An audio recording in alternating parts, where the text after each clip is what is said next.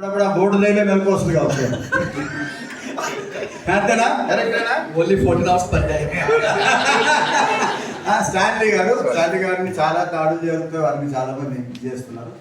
మన దగ్గర క్రిస్ గారు, వీరు ఇంకా వినయ్, ఇంకా కొందరు ఉన్నారు, డానియల్, వీళ్ళ బ్యాచ్ అంతా కూడా దండయాత్ర, సువార్త దండయాత్ర పోతారు. ఒక ఆయన ఇప్పుడు సార్ మేము వీడియోలు మంచిగా పెడుతున్నాం అన్నారు. మంచిగా అంటే ఏంటిది ఆయన మమ్మల్ని తనినే పెట్టడం లేదు, మమ్మల్ని తనిన వీడియోలు కూడా ఉన్నాయి సార్, మన కొట్టిన వీడియోలు కూడా ఉన్నాయి, కానీ అవి పెట్టడం లేదు. అవన్నీ పెడితే బాగుంటుంది, మీరు చూస్తే బాధపడతారు. అంటే మేము తన్నులు తిన్నా పర్వాలేదు, దెబ్బలు తిన్నా పర్వాలేదు, వీరిని కూడా చాలామంది కొట్టిన, వీరిని కూడా చాలామంది అటాక్ చేసినారు. ఆయన పోతుంటే అందరూ నవ్వి ఎగతాళి చేస్తూ ఉంటారు. ఆయన చూసి చదువుతా, ఆయన ఎట్లా వెళ్ళిపోతూ ఉంటాడు. నేను ఒకసారి నా కారు దిగి పోతుంటే చాలా బాధ అనిపించింది. ఒక్కడే పోతుండే, బస్సు ఎక్కడానికి పోతున్నాడు. ఎంతమందో చూస్తారు, నవ్వుతారు, ఎంతమంది ఏదో ఒకటి అంటారు. ఇది ఇట్లా వేసుకొని గట్స్ కావాలా, గుండె కావాలా, అన్నిటి విశ్వాసం కావాలి, నాకు వేసి తప్ప ఎవరు లేరు అని చెప్పే ధైర్యం ఉండాలా.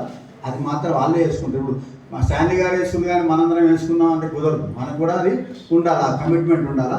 వారు చేసే పరిచర్యలు ఎన్ని శ్రమలు వచ్చినా, ఇవాళ ఇక్కడ ఉన్నాడు, రేపు ఏ దేశంలో ఉంటాడు, ఏ రాష్ట్రంలో ఉంటాడో తెలియదు. మొత్తం రాష్ట్రాలు, దేశాలు తిరుగుతాడు. సంతోషం. మాకు భాస్కర్ గారి ద్వారా స్టాన్లీ గారు దగ్గరికి అయ్యారు. భాస్కర్ గారు చర్చిలో అప్పటి నుండి ఇప్పటి వరకు మనతో పాటు ఉంటున్నారు.